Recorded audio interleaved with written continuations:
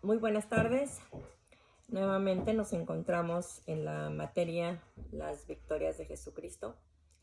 Todavía estamos en esa materia tan hermosa y tan bella que nos enseña a nosotros sobre la importancia de conocer todas las victorias que se obtuvieron desde el principio, cuando Él fue anunciado que vendría sobre la tierra y que ayudaría al creyente a que pudiéramos nosotros obtener las victorias.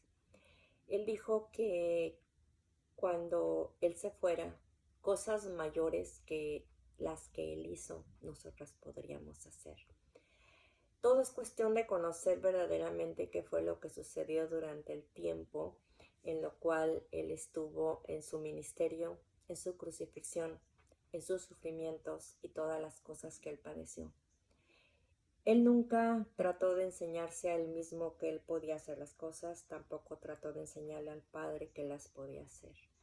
Él las hizo y lo que Él consiguió, lo consiguió para nuestro beneficio, para que nosotros a través del tiempo pudiéramos conocer y pudiéramos entender cuántas cosas nosotros a veces ignoramos y en cuántas ocasiones nosotros nos podemos amedrentar frente al enemigo que viene a traernos temores.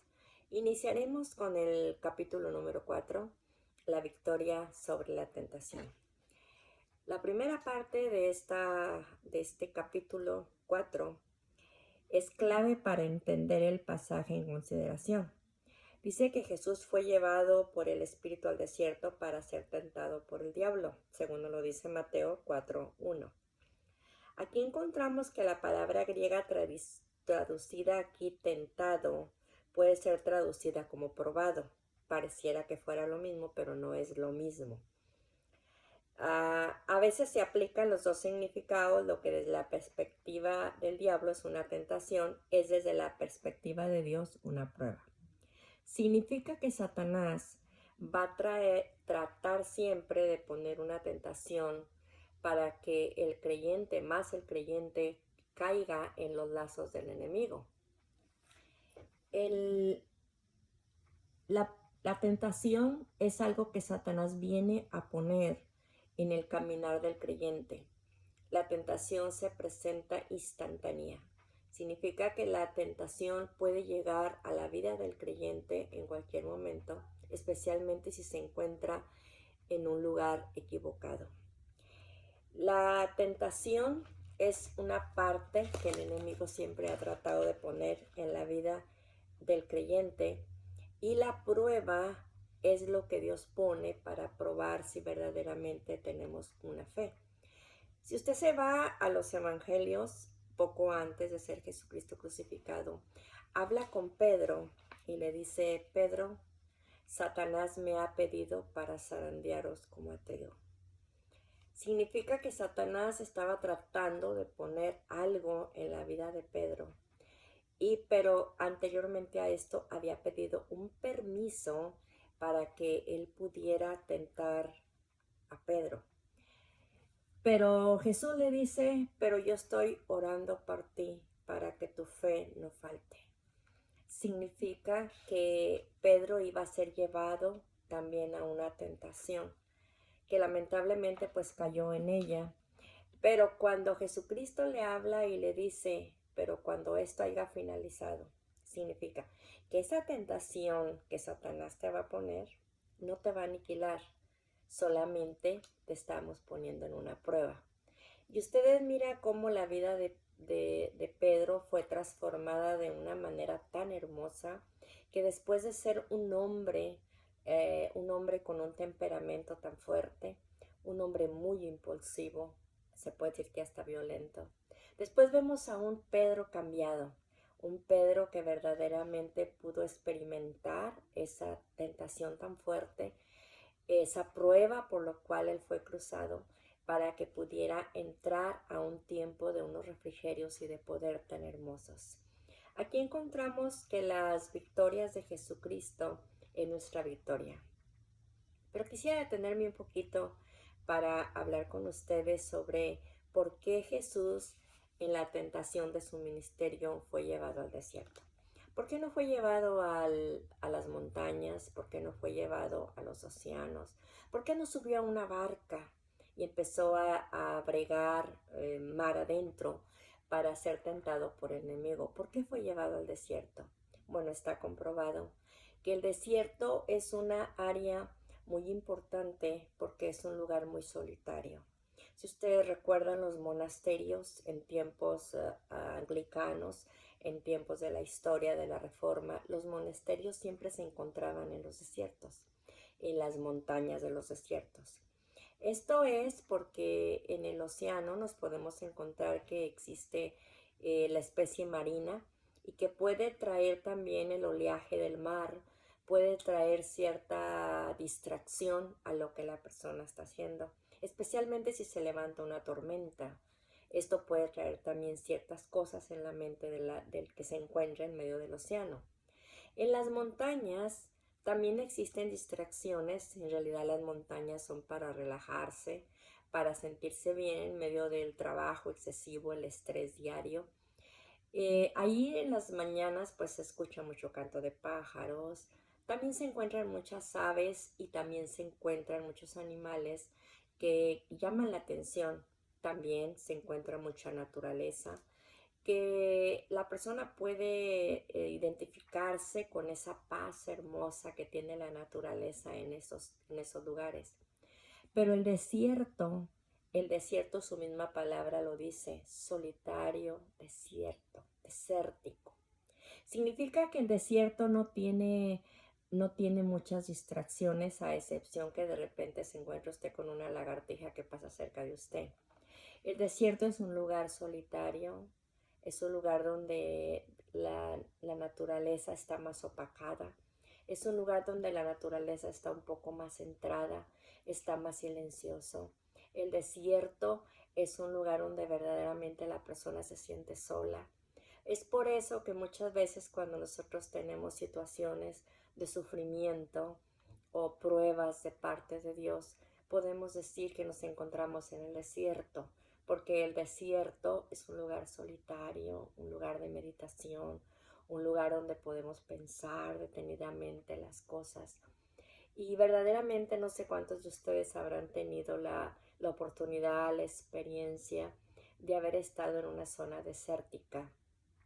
Por ejemplo, los lugares de Jerusalén, donde Dios nos permitió a mi esposo y a mí poder estar como misioneros. Verdaderamente son lugares donde se le olvida todas las cosas porque es un lugar de paz, de tranquilidad completamente. Por eso Jesús fue llevado al desierto. Ahora, cuando Jesús experimenta las tres tentaciones, que según las investigaciones dicen que no fueron tres tentaciones porque en 40 días no podían haber sido tres tentaciones, fueron más. Pero los evangelios nos dan tres y con esas tres creo que podemos clarificar de que verdaderamente el tener tres tentaciones nos enseña a Jesús a través de tres solamente, que es muy importante que nosotros sepamos de qué manera contrarrestó la tentación. ¿Cómo se puede contrarrestar la tentación? Porque a veces hay creyentes que no saben cómo contrarrestar la tentación, cómo contrarrestar lo que el enemigo les presenta, cómo poder sacar de su vida todo lo que el enemigo trae en medio de la tentación. Bueno, pues Jesús nos clarifica y nos da un gran ejemplo, y este ejemplo es que Él venció la tentación con la palabra de Dios. Significa que la tentación no la podemos vencer con nuestras propias fuerzas. La tentación no se puede vencer con la experiencia que se tiene en la vida, porque aunque hayamos personas mayores de edad, la tentación siempre estará latente en nuestro diario caminar. La tentación vendrá como parte del juego de la vida, la tentación vendrá como parte de lo que podemos experimentar. Aparte tenemos un enemigo que siempre nos tirará dardos malignos, pero Jesucristo nos da el gran ejemplo, la manera como se puede vencer la tentación. En muchas ocasiones Satanás traerá a nuestra mente la misma palabra de Dios, por supuesto transgiberada, porque aunque Él la conoce, aún sin embargo Él la transgibera para que el creyente pueda mantenerse en ese lugar, pero no sabiendo cómo poder contrarrestar esa situación de la tentación. Pero Jesucristo, el Maestro de Maestros, nos deja un gran ejemplo cómo podemos contrarrestarlo. ¿Cómo? Con la misma palabra, pero bien explicada, bien dicha, bien centrada y conforme la palabra de Dios nos la puede decir para que nosotros podamos repetirla. Si no se conoce la palabra de Dios en profundidad, Satanás sí la conoce y nos la va a tirar.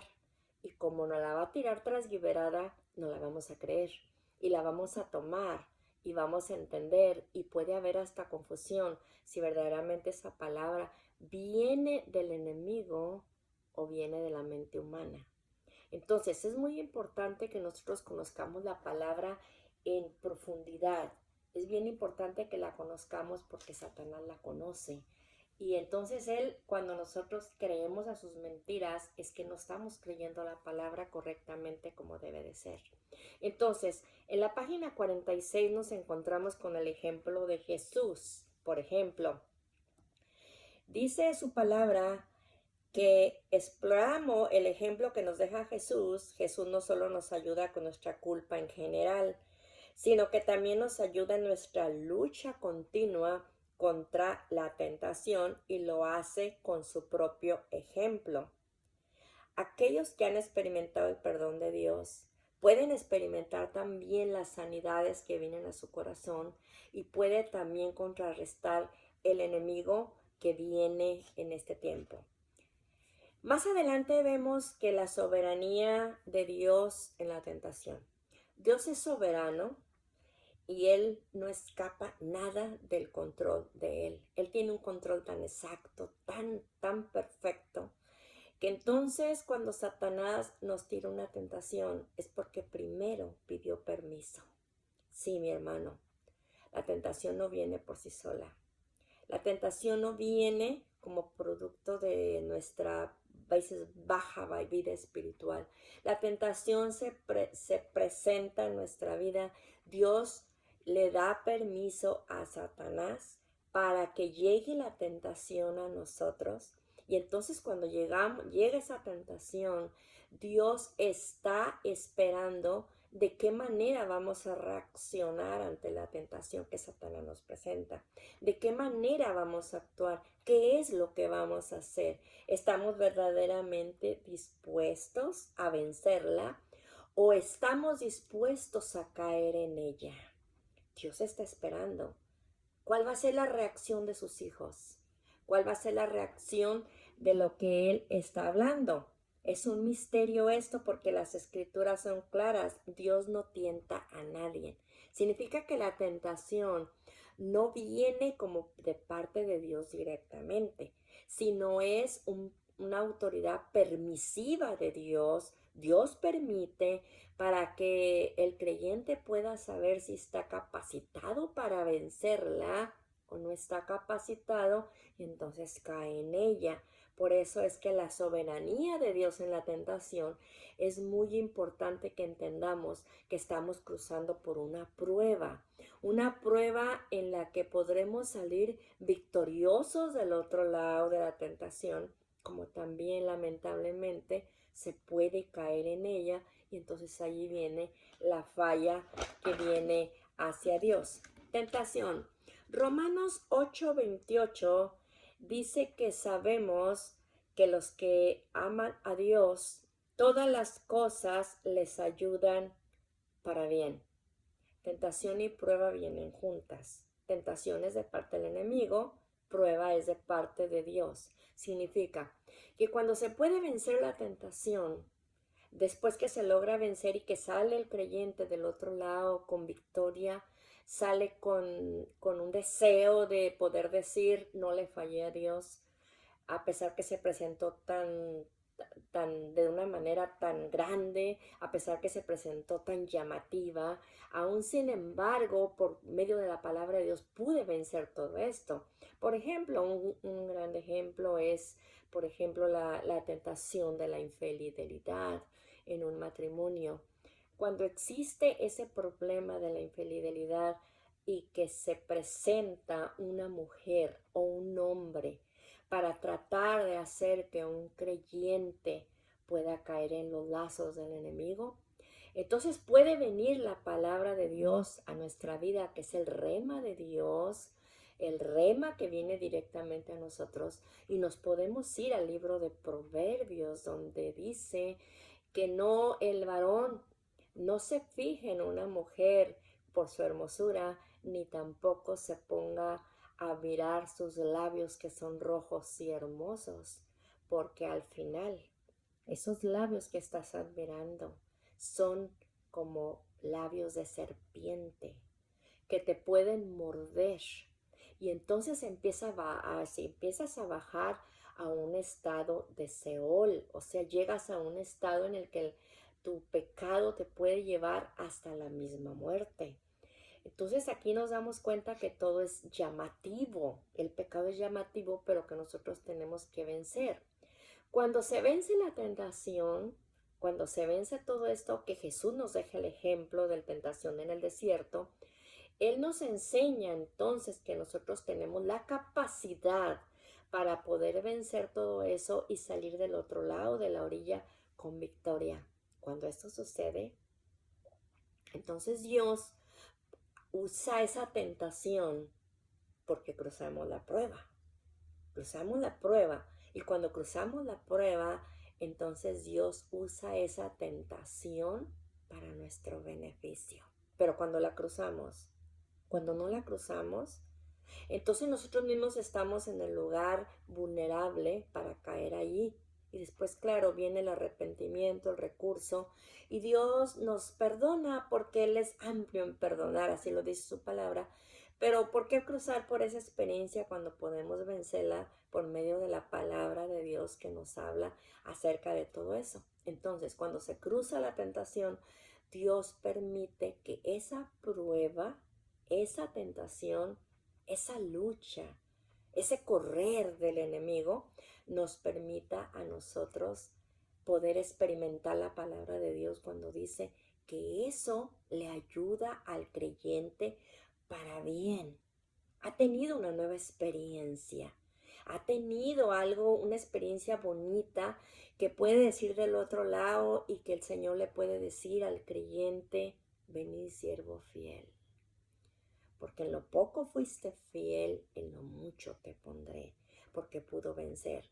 Y si vemos un ejemplo de que cómo Dios puede convertir esa tentación y puede convertir esa lucha en algo hermoso para nuestras vidas, es el ejemplo de José, que José fue llevado verdaderamente a un estado difícil, y cuando él llega a Egipto y Dios lo bendice, Dios le pone en un lugar tan maravilloso y tan hermoso como lo fue llegar a ser el gobernador de Egipto.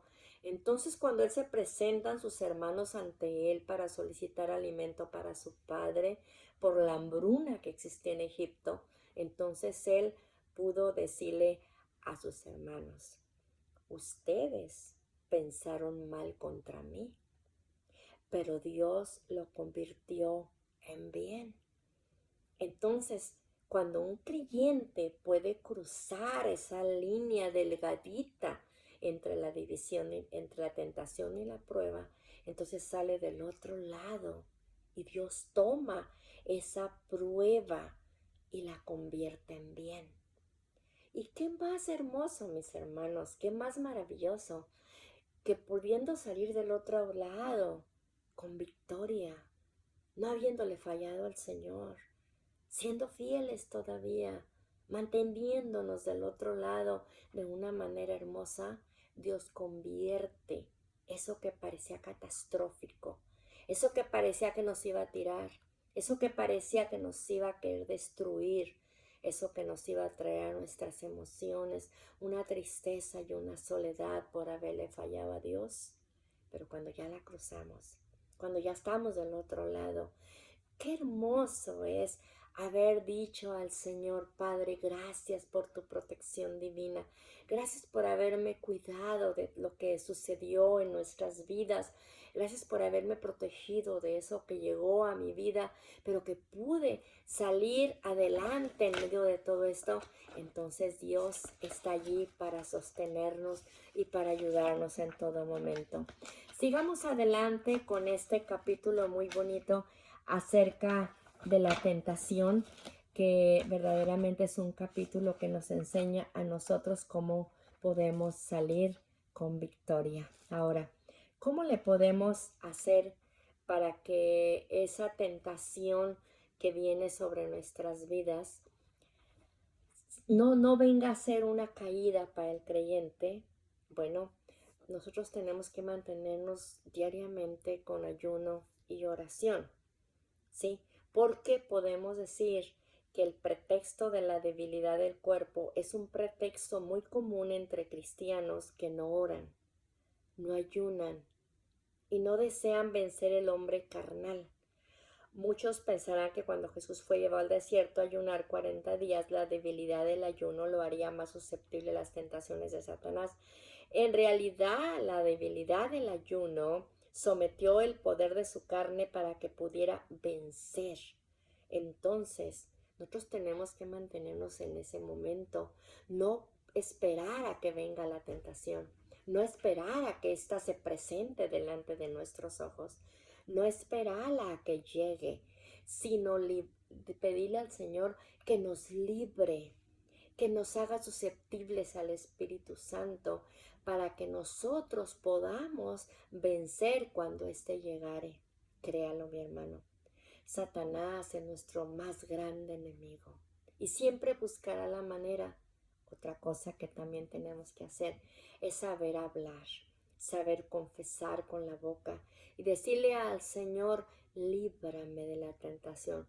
No ha llegado, no siento que está aquí, pero cuando llegue, hazme fuerte en tu palabra, hazme fuerte en la oración, hazme fuerte en el ayuno, para que cuando llegue ese momento crítico pueda mantenerme en ti y pueda salir adelante con todas las cosas que tú quieres que yo pueda avanzar.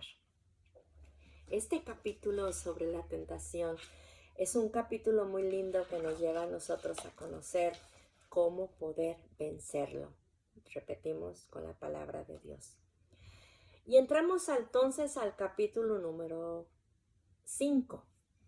La victoria sobre el pecado. Debido al pecado de Adán y Eva, no alcanzaron la perfección que Dios pretendía para ellos debido al pecado. Significa que el pecado de nuestros primeros padres en el jardín del Edén nos lleva a nosotros a estar conscientes de que el pecado es un proceso y que ese proceso no es igual que la tentación. La tentación, repito, es instantánea. Esta se presenta y se puede presentar en cuestión de segundos. La tentación se presenta instantánea y repentina y no sabemos a qué horas pueda suceder. En cambio, el pecado no. El pecado lleva un proceso. ¿Por qué? Porque el pecado, recuerden, que da a luz la muerte. Significa que primero hubo un embarazo de pecado y después da a luz la muerte. De la misma manera como el embarazo es un proceso de 9 meses y luego da a luz el producto, así el pecado es igual. No es instantáneo como lo es la tentación. Este es un proceso en el cual el creyente va cayendo poco a poco, poco a poco. Entonces, estamos conscientes de que el pecado que cometieron nuestros primeros padres en el jardín del Edén viene a ser parecido al pecado que viene a caer a veces en la vida del creyente. Nosotros lo tenemos, gracias a Dios, la bendición de la salvación y que el Espíritu Santo habita dentro de nosotros y nos redarguye de pecado. O sea, el Espíritu Santo juega un papel muy importante en la vida del creyente porque le enseña al creyente sobre la importancia de que ya no estamos solos, de que ya no estamos luchando con la tentación y con el pecado solos, que ya está alguien a nuestro lado que nos puede ayudar y nos puede bendecir para que podamos salir adelante en esto. Pero no estamos exentos. Mi hermano, no estamos exentos. No nos sintamos sobrenaturales. No porque tenemos muchos años o tenemos un llamado al ministerio, pensamos que ya el enemigo se retiró de nosotros. No, también estamos susceptibles al pecado. Es por eso que Jesucristo nos presenta las alternativas para que nosotros al caer en esto podamos ir a Él, pedirle perdón, restauración y sobre todo cosas muy hermosas. Déjeme decirle, hermano, que uno de los métodos más bellos que usted puede hacer es presentarle a Dios sus pecados antes de presentárselos a los demás. Sí, lamentablemente muchas organizaciones, concilios, exhiben al pecador, un pecador que ha caído de la gracia de Dios por algún pecado que cometió. Y cuando se expone esta persona, hay una destrucción a veces que daña no solamente al creyente, daña también a la familia. En un caso de infidelidad, si la esposa no se ha enterado, pero él va y se lo confiesa a las personas del templo, a los líderes, entonces las personas estas merecen una disciplina, por supuesto que sí, pero la exposición a los demás, entonces eso afecta mucho a los hijos. Pierde autoridad el varón o la mujer frente a los hijos cuando se le pone en un estado de exhibición. Entonces es importante saber cómo tratar con el pecado de un creyente. El pecado es producto de su falla hacia Dios. El creyente falló a Dios más que fallarle a cualquier persona. Le falló a Dios. Entonces, ¿a dónde tiene que ir el creyente que ha fallado? Sea hombre o sea mujer, a Dios. Porque Él fue el que le falló. Y al ir a Dios, entonces puede hacer lo que hizo David. Se quita su capa, se quitaba su corona, se bajaba del trono, se ponía en silicio y en ceniza. Y por eso encontramos esos salmos de lamentación tan hermosos, tan bonitos, que nosotros podemos citárselos a Dios y poder decirle: contra ti solo he pecado y he hecho lo malo delante de tus ojos, para que sea reconocido justo en tu camino y tenido por puro en tus juicios. He aquí, en maldad he sido formado, y en pecado me concibió mi madre. Pero tú amas la verdad en lo íntimo, y en lo secreto me has hecho comprender sabiduría. Cuando un creyente va y expresa a Dios, confiesa a Dios el pecado que ha cometido, o una mujer también lo hace, entonces en ese momento empieza una restauración. Hemos ganado el 50% sobre el pecado, porque ya hubo un arrepentimiento y ya llegó ante Dios, porque a Dios fue a quien le falló primeramente. Y después, claro, existe el método de la disciplina, pero hay pecados que no se pueden exhibir, hay pecados que no se pueden dar a conocer a toda una congregación, porque hay creyentes muy inmaduros. Hay familias que han sido lastimadas y han sido heridas por causa de los pecados de alguna persona. Entonces, nuestro siguiente punto es la restauración. Restaurar al creyente que se encuentra en esa situación. En ningún momento pasárselo, en ningún momento decirle está bien, en ningún momento permitirle que lo vuelva a hacer. Por supuesto que no, pero sí es importante saber cómo tratar con el pecado en la vida del creyente. Aquí encontramos, y repito nuevamente, la tentación es instantánea. Esa llega cuando usted menos se lo imagina, cuando usted menos sabe se le puede presentar en la tienda, en su casa, en su trabajo, en cualquier lugar. Es instantánea y solamente le toma segundos, minutos. El pecado no. El pecado es un proceso. El proceso del pecado, ustedes se pueden ir, si tiene usted su libro, se puede ir a la página 59, donde está el proceso del pecado. Los hábitos pecaminosos comienzan inocentemente, tiene un inicio, comienzan inocentemente. Sin embargo, si no se llega a dominar, seguramente el pecado dominará al creyente.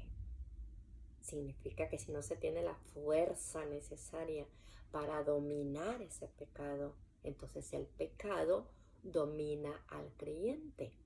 Y aquí es donde entra el hombre de dura cerviz, donde ya lo ha practicado, le ha gustado, se ha deleitado. Entonces, como consecuencia de eso, pues continúa adelante y el pecado llega a dominar. Pero ¿se fija usted que primero hubo un inicio? Fue un punto de partida. En esta parte vemos que hay 6 pasos del pecado. Por ejemplo, el primer punto es que disfruta el placer prohibido. Y no precisamente tiene que ser una infidelidad. Yo les hablo de esto porque como consejera familiar, lamentablemente tenemos muchos casos de estos, y aún entre ministros, que han caído en los lazos del enemigo, pero no precisamente tiene que ser eso. Hay muchas cosas que sí traen mucho problema. Por ejemplo, la drogadicción. Usted podrá decir, eso solamente se ve afuera. Lamentablemente no, mi hermano.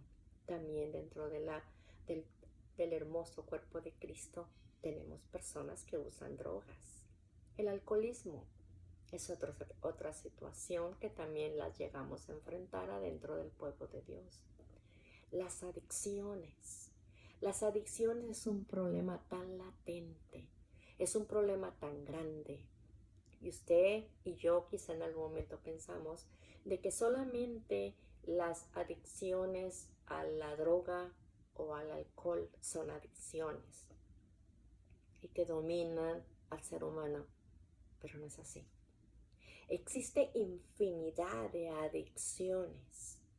Existe la adicción al sexo, la adicción a la pornografía. Existe también la adicción al trabajo, lo que en inglés le llaman el workaholic. El workaholic es una adicción que pareciera que es solamente para las personas adictas al alcohol. No, hay personas adictas al trabajo también. A estar continuamente trabajando, tener hasta 2 trabajos y olvidarse de la familia. Y cuando hay olvido en la familia, entonces cada quien empieza a tomar sus propios puntos de vista, empieza a tomar su propio estilo de vida, y el padre o la madre que tienen exceso de trabajo no ponen atención a la casa. Entonces es una adicción también. Existen infinidad de adicciones que pueden llevarnos a verdaderamente caminar sobre ellas y llegar a caer en un problema que afecta mucho la vida espiritual y también afecta mucho la vida matrimonial, la vida familiar.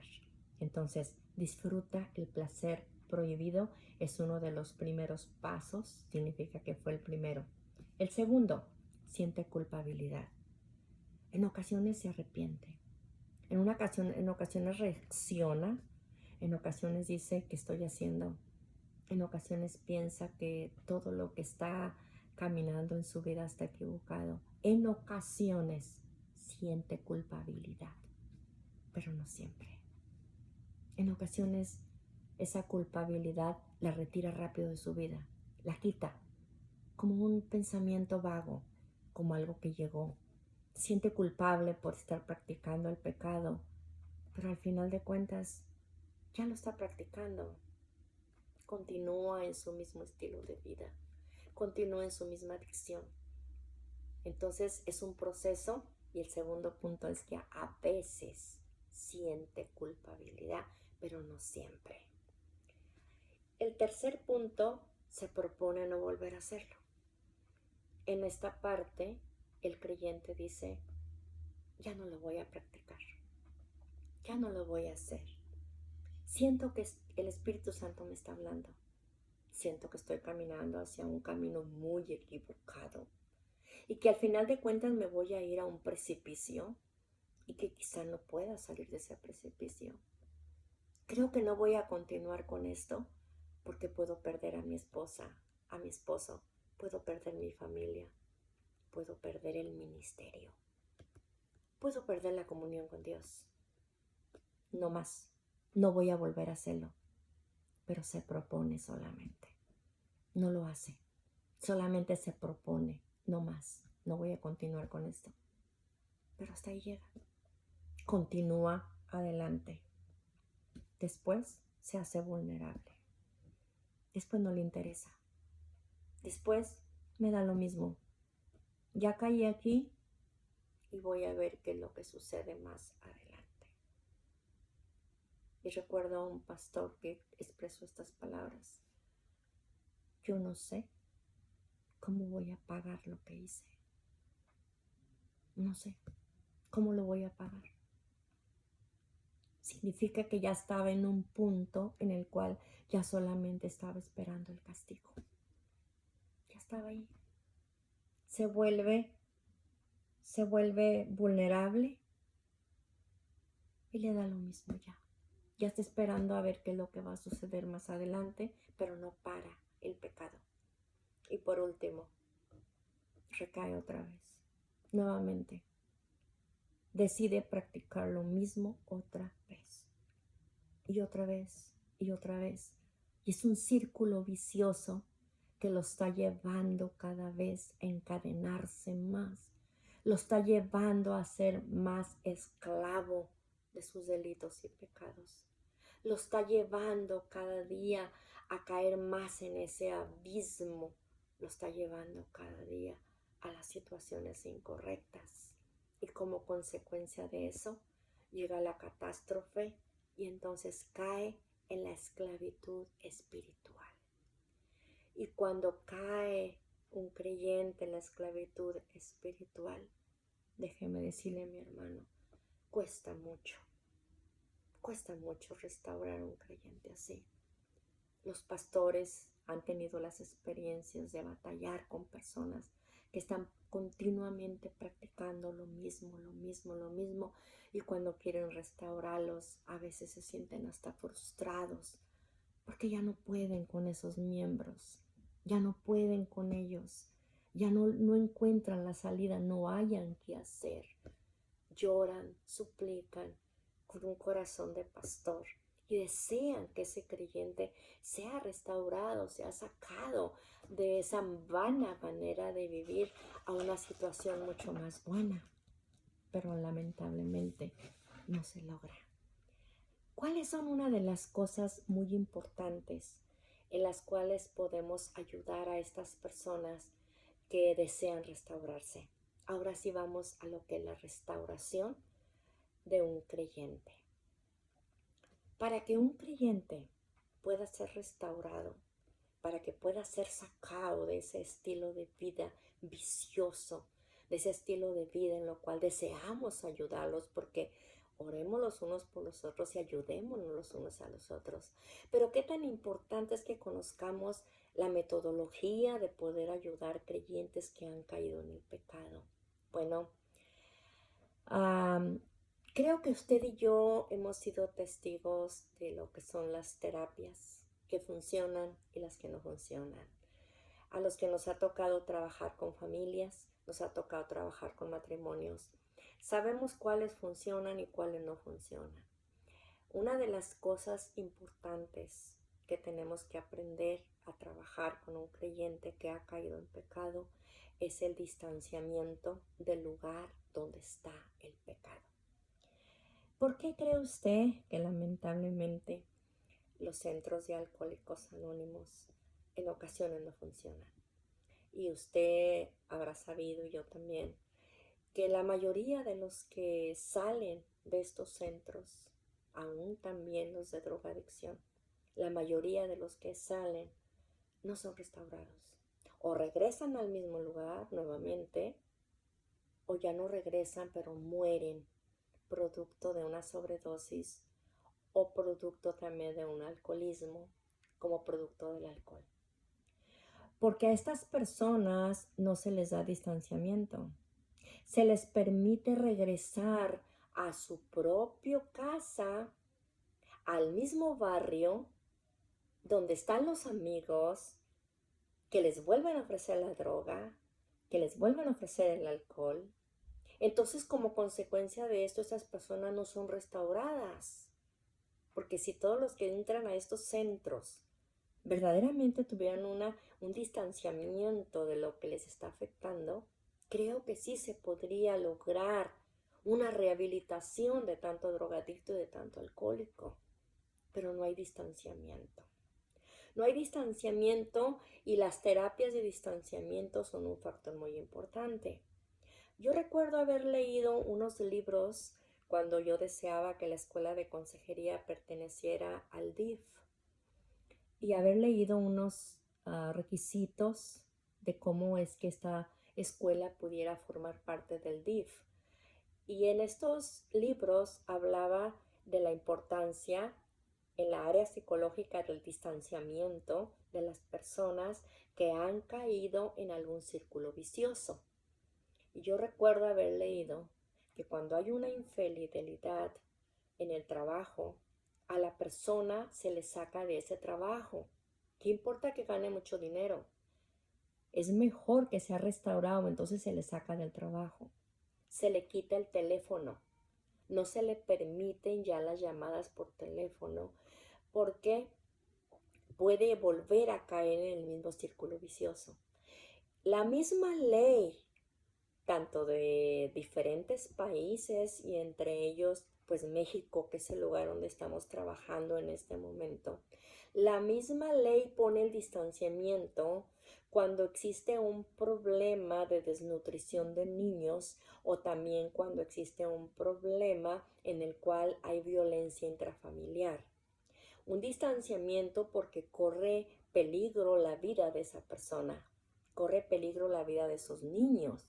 Entonces al varón o a la mujer se le da un distanciamiento y se le entrega una boleta donde se le dice cuánta distancia tiene que existir entre donde cometió el delito y por cuánto tiempo también.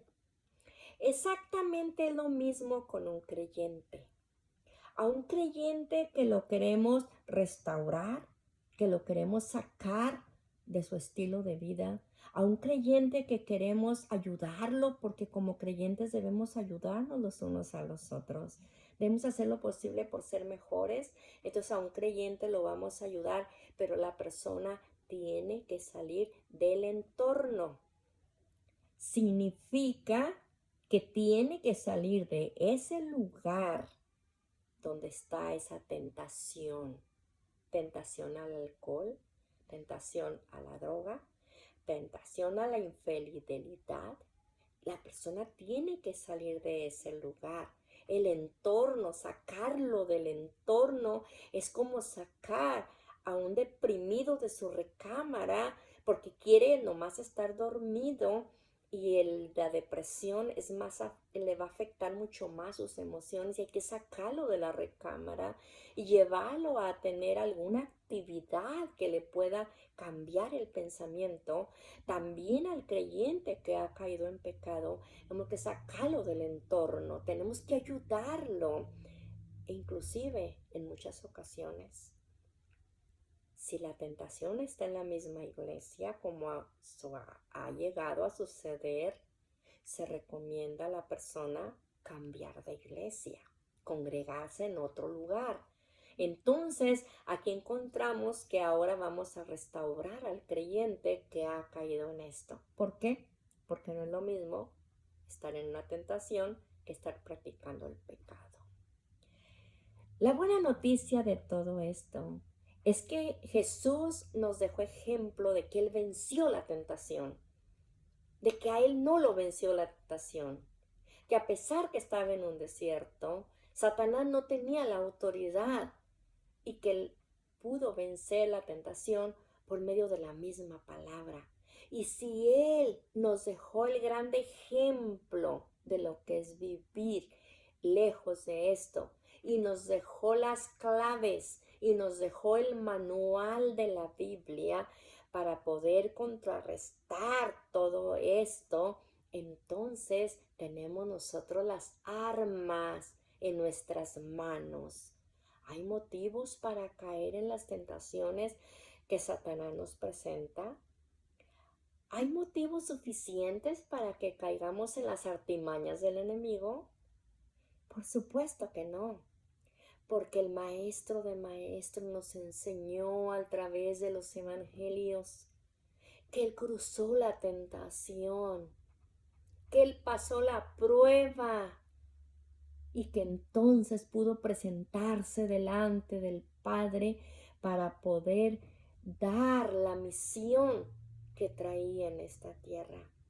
Y si Él nos dejó el ejemplo, entonces nosotros tenemos las armas para poder vencer todo esto, alejarnos, retirarnos y poder decirle: he aquí tu hija, tu hijo. No voy a caer en las artimañas del enemigo. No voy a ceder ante lo que Él me pide. Voy a serte fiel. Porque quiero que en mí se cumpla lo que dice tu palabra. ¿Quién entrará en tu santuario? ¿Y quién estará en el lugar de tu presencia? El limpio de manos y puro de corazón. Entonces, lograr vencer la tentación. Y si aún no se vence y se cae en el pecado, aún allí tenemos restauración. Pero tenemos que saber cuál es el método. ¿Y cuál es el método? Su palabra. Ese manual hermoso y sagrado de su palabra, que nos enseña cómo guiarnos, que nos enseña cómo poder caminar con Él, que nos enseña que en este mundo sí tendrás aflicción, sí tendrás tentación, sí vendrá el pecado a quererte hacer presa o preso, sí, pero también tienes las armas. También cuentas con un manual que te enseña, y no solamente te enseña cómo vencer eso en una sola área de tu vida, sino te enseña cómo vencerlas en todas las áreas de tu vida, sea eclesiástica, ministerial, espiritual, familiar, matrimonial, de comunidad, en tu llamado, en tu ministerio. Estamos provistos de todas las armas para poder vencer la tentación y también poder vencer todo lo que el enemigo quiere que nosotros caigamos. Hasta aquí terminamos el capítulo de la tentación y también el capítulo del pecado. Cómo poder contrarrestar todo esto y ser victoriosos, porque Él nos dejó el grande ejemplo. Continuamos más adelante con la última parte de esta lección, esta materia tan hermosa que son las victorias de Jesucristo. Dios me los bendiga y continúen adelante, mis amados estudiantes. Continúen adelante en la exploración de esta materia tan hermosa con la cual empezamos el año escolar. Dios me les bendiga a todos.